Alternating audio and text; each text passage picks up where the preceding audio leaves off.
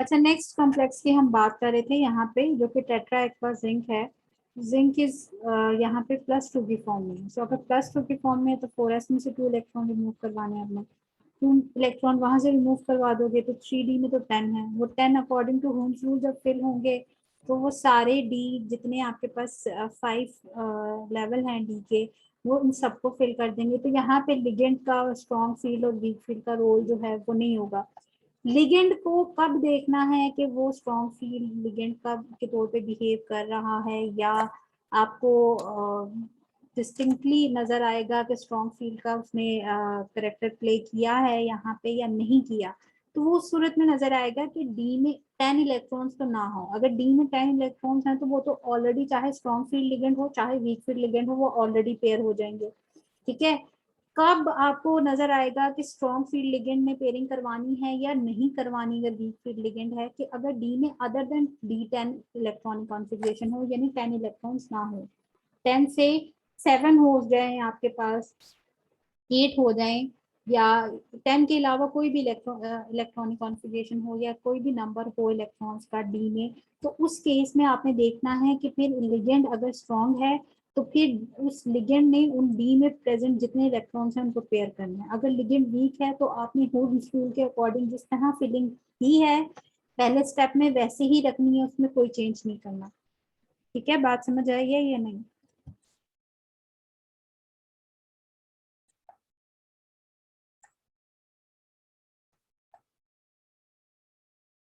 Class ये point समझ आया या नहीं? जी। अच्छा, देन फिर आपके पास उसी तरीके से sp3 हाइब्रिड ऑर्बिटल यहाँ पे बनेंगे, क्योंकि एक s और 3 p कंबाइन हो रहे हैं। sp3 जब भी हाइब्रिडाइजेशन होती है, ज्योमेट्री आपकी टेट्राहेड्रल होती है, एंगल आपका 109.5 होता है, क्योंकि यहाँ पे d में 10 थे इलेक्ट्रॉन्स, तो आपका जो कम्प्लेक्स होगा वो डायमैग्नेटिक होगा।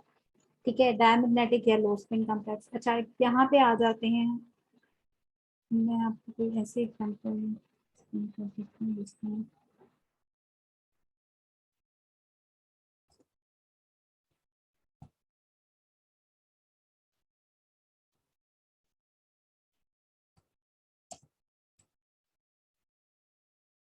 अच्छा, यहाँ पे क्लास एक थोड़ा सा आप कह लो एक्सेप्शनल बिहेवियर है इस कॉम्प्लेक्स के केस में, जो कि आपका है टेट्रामाइन कॉपर। इसमें क्या होता है कि अमाइन तो एक स्ट्रॉन्ग लिगेंड है, ठीक है, जैसे मैंने अभी आपको बताया था कि अमाइन आपका स्ट्रॉन्ग लिगेंड है। अब कॉपर आपका +2 फॉर्म में है, क्योंकि अमाइन न्यूट्रल लिगेंड होता है। सो अगर +2 में है तो एक इलेक्ट्रॉन s में से रिमूव होगा, एक D10 में से रिमूव हो जाएगा, ये रह जाएंगे आपके D9 एंड 4s0। अच्छा, अब आप जब इनको सीडी में फिल करोगे 9 इलेक्ट्रॉन्स को, तो अकॉर्डिंग टू हुंसू जब आप इनकी फिलिंग करोगे तो पहले तो सब में एक एक इलेक्ट्रॉन जाएगा। देन फिर आप जब इनकी पेयरिंग कर दोगे तो 4 में तो पेयरिंग हो जाएगी। एक जो है वो आपका जो है वो अनपेयर्ड फॉर्म में रह जाएगा, एक डी सब लेवल में आपका इलेक्ट्रॉन। अब आपके जो लिगेंड है, चूंकि वो लिगेंड स्ट्रॉन्ग फील्ड लिगेंड है, और स्ट्रॉन्ग फील्ड लिगेंड की जो है वो एफर्ट ये होती है कि वो इतना स्ट्रॉन्ग होता है कि वो एक तो इलेक्ट्रॉन की पेयरिंग करे और किसी तरीके से वो इनर डी ऑर्बिटल को यूज करे हिब्रिडाइजेशन में।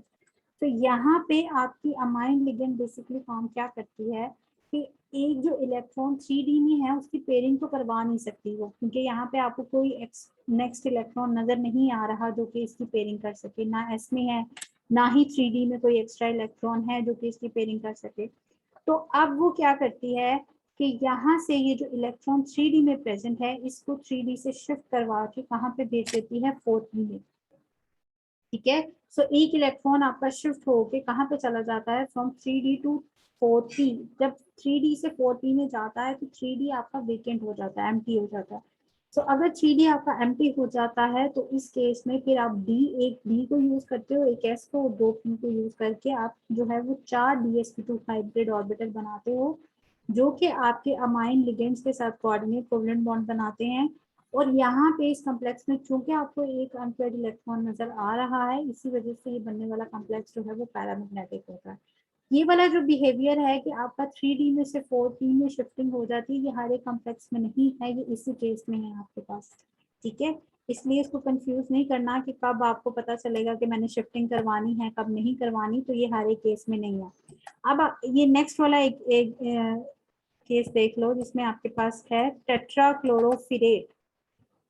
यहाँ पे आपके पास जो आयरन है वो +2 में है, +2 में है तो डायरेक्ट इलेक्ट्रॉनिक कॉन्फ़िगरेशन +2 के अकॉर्डिंग लिखी गई है यहाँ पे, ठीक है।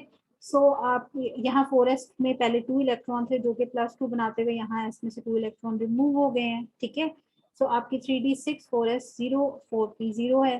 3d में उसी तरीके से आप 6 इलेक्ट्रॉन की जब फिलिंग करोगे तो पहले सिंगल इलेक्ट्रॉन फिल हो जाएंगे, बाद में एक इलेक्ट्रॉन यहाँ पे पेयरिंग कर देगा। अब बाकी यहाँ पे जो 4 इलेक्ट्रॉन है वो अनपेयर्ड फॉर्म में है।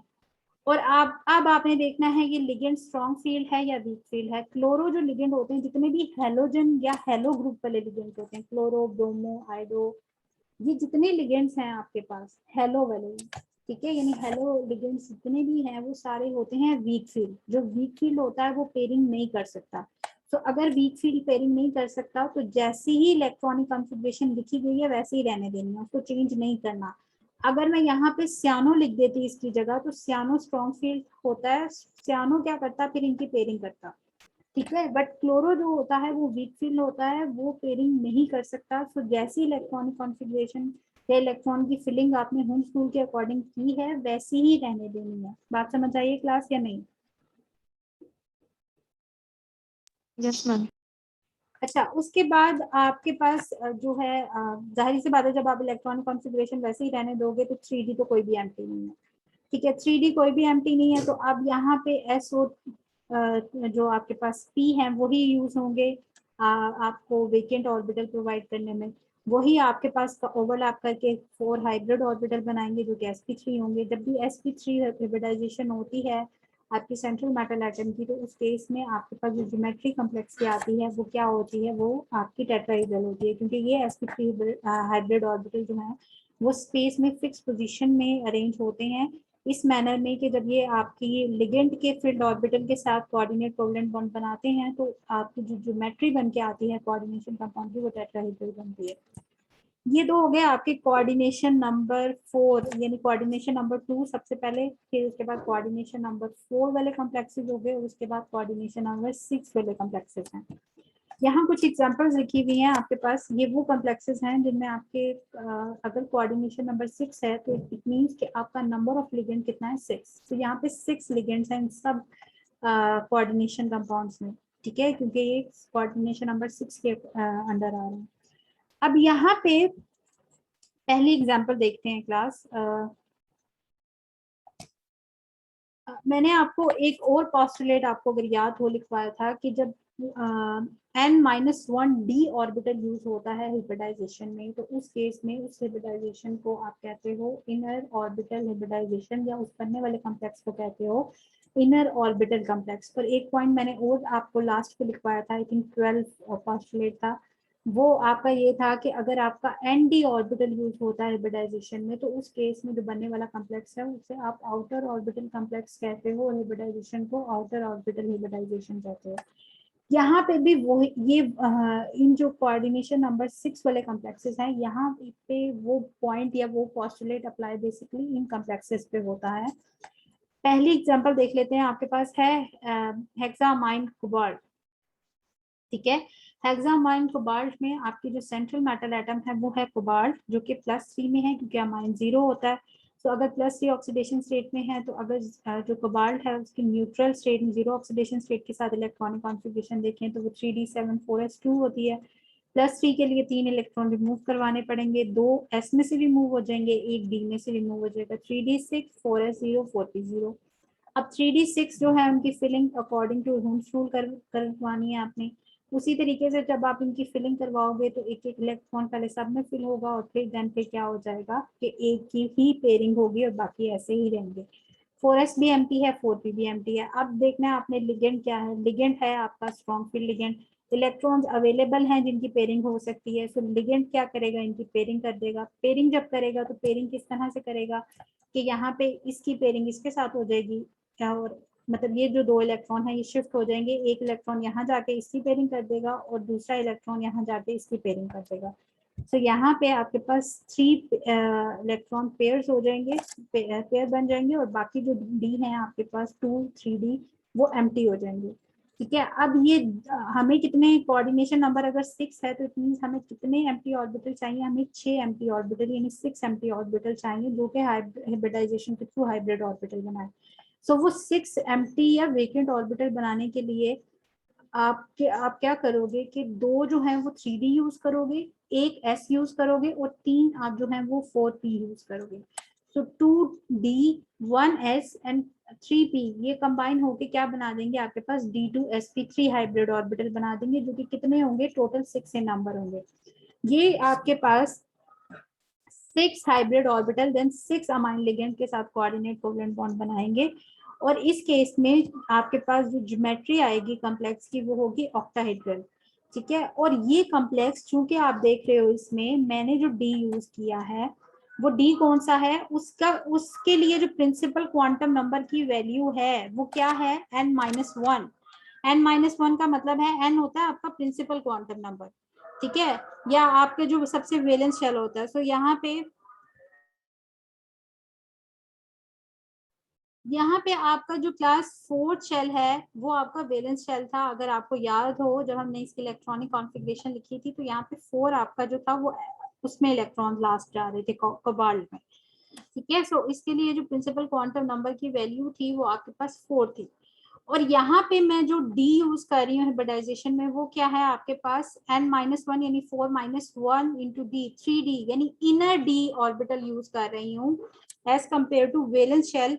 सो अगर इनर डी ऑर्बिटल की इन्वॉल्वमेंट है हाइब्रिडाइजेशन में या हाइब्रिड ऑर्बिटल की फॉर्मेशन में तो उस केस में इसे इनर ऑर्बिटल हाइब्रिडाइजेशन या इस कॉम्प्लेक्स को इनर ऑर्बिटल कॉम्प्लेक्स कहा जाता है। अब डायमैग्नेटिक होगा या पैरामैग्नेटिक होगा तो वो यहाँ से देख लेते हैं। ये तो सारे पेयर्ड हैं, ये भी पेयर हैं, तो डायमैग्नेटिक है, लो स्पिन कॉम्प्लेक्स है।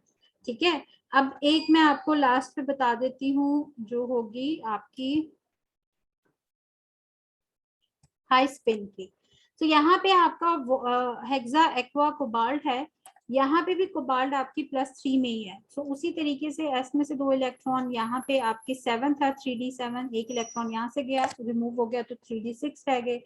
6 इलेक्ट्रॉन्स की उसी तरीके से फिलिंग करवानी है। अब चूंकि यहाँ पे वाटर वीक फील्ड है तो ये इनकी पेयरिंग नहीं करेगा, जैसे इलेक्ट्रॉन की फिलिंग होम्स रूल के अकॉर्डिंग की है वैसे ही रहने देनी है। अब आपको उसी तरीके से 6 ही वेकेंट ऑर्बिटल चाहिए। वो 6 आपको कैसे चाहिए, यहाँ पे अब डी, यहाँ 3d में से तो कोई भी नहीं यूज हो सकता। अब एक आप एस यूज करोगे, 3 आप पी यूज करोगे तो अभी भी आपके 4 बनेंगे। 4 यहाँ से मिल गए, अभी भी आपको 2 चाहिए। अब 2 आप कहाँ से लोगे कि 4s 4p, फोर्थ ही शेल में आपके पास 4d भी अवेलेबल है। तो यहाँ 2 जो 4d हैं वो यूज होंगे और इस केस में आपके पास जो हाइब्रिड ऑर्बिटल बनेगा उसका नेम होगा sp3d2। यहाँ पे जो आपका डी ऑर्बिटल यूज हो रहा है उसकी n की वैल्यू उतनी ही है जितना आपका शेल नंबर है।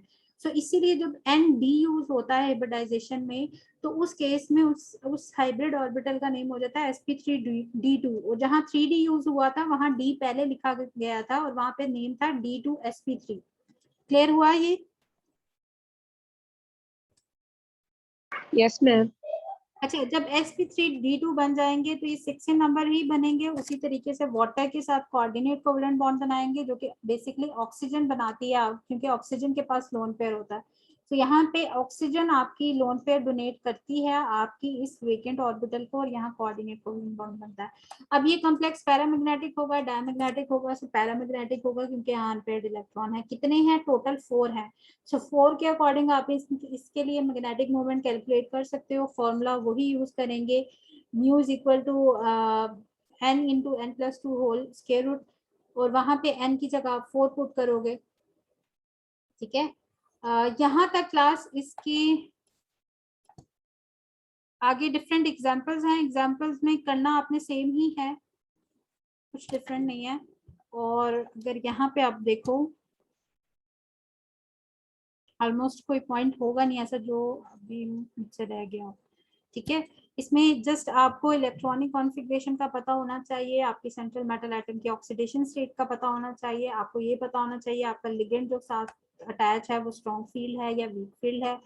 अगर स्ट्रॉन्ग फील्ड है तो पेयरिंग करोगे, स्ट्रॉन्ग फील्ड नहीं है तो पेयरिंग नहीं करनी। ठीक है, ऐसे ही रहने देना है। अगर स्ट्रॉन्ग फील्ड होगा तो अगर 6 कोऑर्डिनेशन नंबर वाले कॉम्प्लेक्सेस होंगे वो स्ट्रॉन्ग फील्ड लिगेंड के साथ हिब्रिडाइजेशन कौन सी देते हैं, D2sp3। अगर वीक फील्ड लिगेंड है कोऑर्डिनेशन नंबर 6 वाले कॉम्प्लेक्सेस की हम बात करें तो उस केस में जो आपकी हिब्रिडाइजेशन है वो होगी sp3d2। दोनों से जो कॉम्प्लेक्स बनेगा वो ऑक्टाहेड्रल ही होगा क्योंकि 6 लिगेंड ही हैं दोनों केसेस में।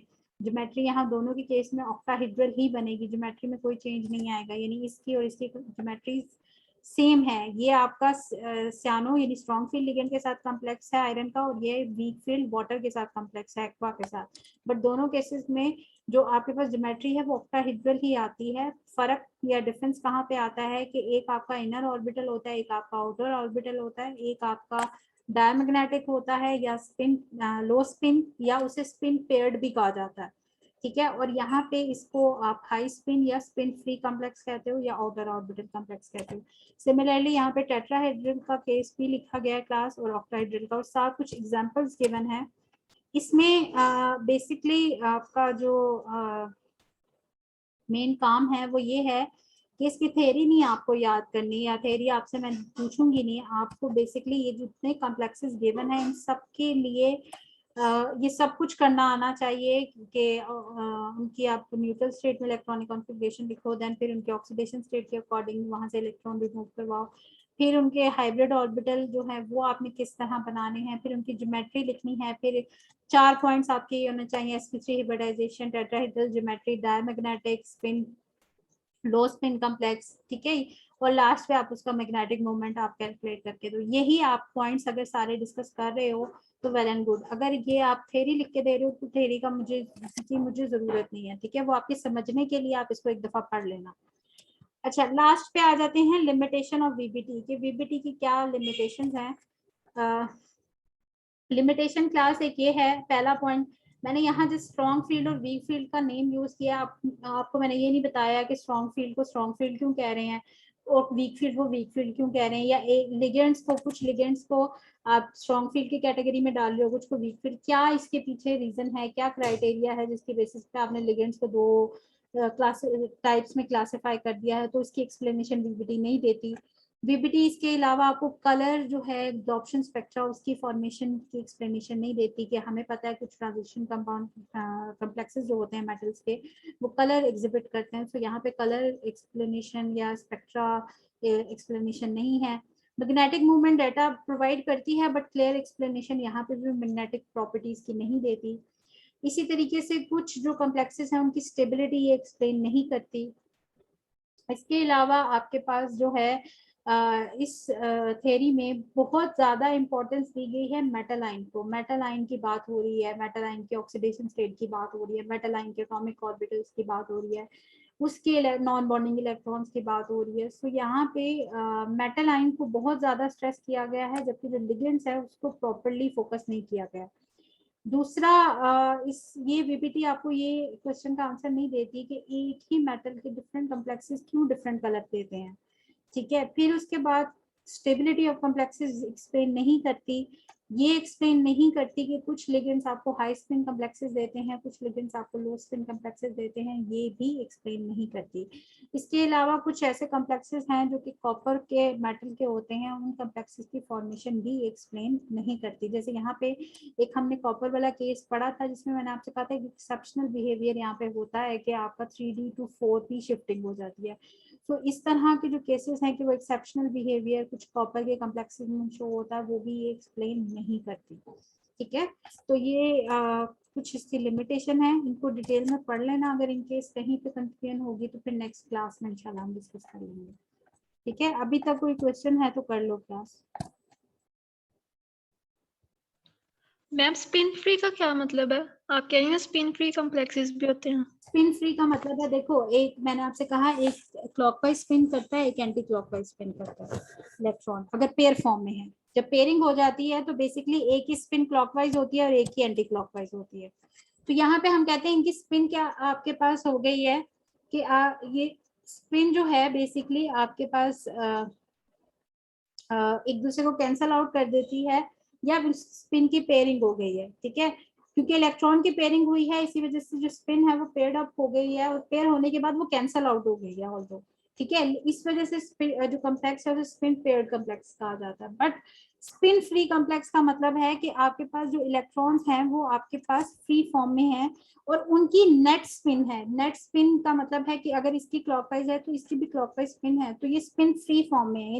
इनको पेयर करने के लिए, इनकी स्पिन को कैंसिल करने के लिए कोई इलेक्ट्रॉन पेयर फॉर्म में मौजूद नहीं है जो पेयरिंग करे ताकि इनकी स्पिन कैंसिल हो। सो यहाँ पे इनकी स्पिन फ्री इसलिए रह रही है क्योंकि यहाँ पे पेयरिंग नहीं हुई।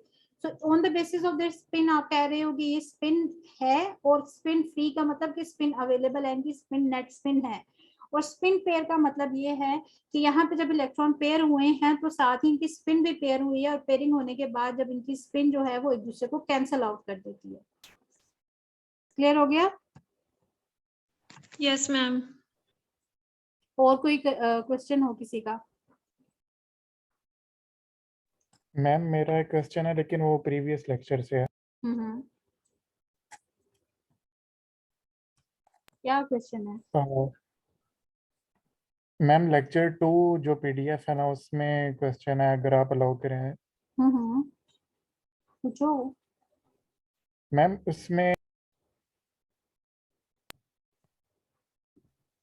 इसमें हमारे पास जो कोऑर्डिनेशन नंबर है, बेसिकली ये नोट्स बना रहा था तो मुझे इसमें थोड़ी कंफ्यूजन हो रही थी कि कोऑर्डिनेशन नंबर में हमारे पास एक एग्जांपल है जिसमें आयरन के साथ साइनाइड मौजूद है। तो मैम इसमें जो इसका चार्ज दिया गया है वो +3 दिया गया है आयरन का। ठीक है। मैम अगर आपके पास वो भी पीडीएफ है तो काइंडली उसे ओपन कर लें। अच्छा,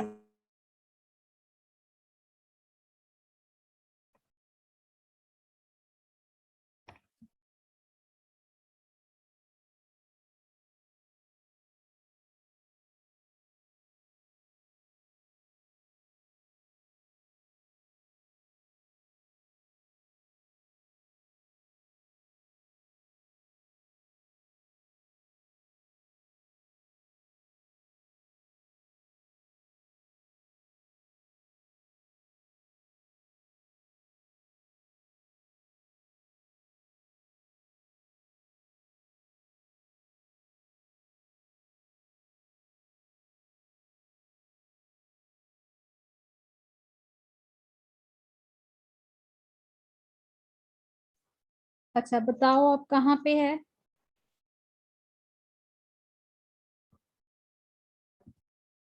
ma'am page number 3, coordination number. अच्छा,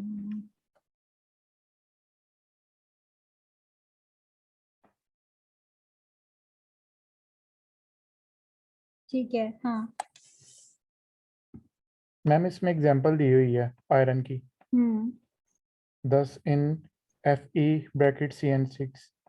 The coordination number of iron is 6. लेकिन मैम यहाँ पे 3 लिखा हुआ है। हाँ तो उसको करेक्ट कर लो ना। ओके मैम ठीक है। कोऑर्डिनेशन नंबर यहाँ पे 6 है।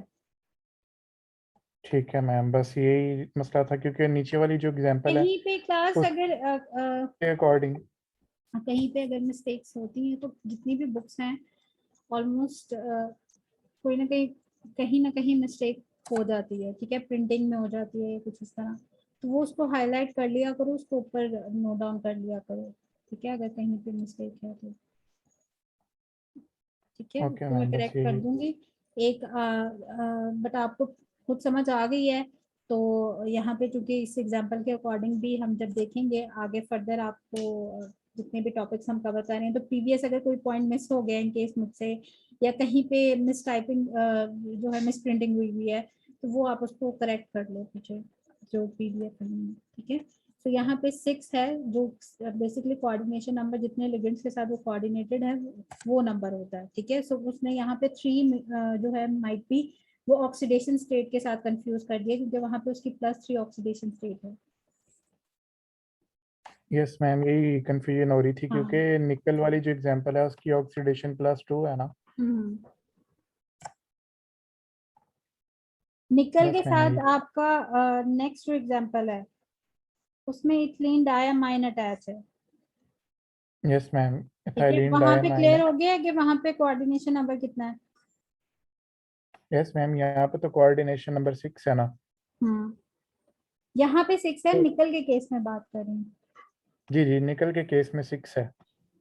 हाँ, क्यों, ये समझ आ गई है ना? क्योंकि आपका यस मैम। जो EN होता है वो आपका बाइडेंटेट लिगेंड होता है। जी मैम, ऐसे ही है। ठीक है, तो ये इस करेक्ट कर लो। ठीक है, बाकी स्टूडेंट्स भी जो सुन रहे हैं वो भी करेक्शन कर लें कि जो आपके कोऑर्डिनेशन नंबर्स की एग्जांपल वहाँ पे गिवन है उसको करेक्ट कर लो कि जितना आपका कोऑर्डिनेशन नंबर होता है वो बेसिकली नंबर ऑफ लिगेंड होता है। तो जितने लिगेंड होंगे उतना ही नंबर होगा कोऑर्डिनेशन नंबर, इधर 6 है, 4 है, 2 है, उसके अकॉर्डिंग आपने कोऑर्डिनेशन नंबर लिखना है। इसके अलावा कोई और क्वेश्चन हो किसी स्टूडेंट का?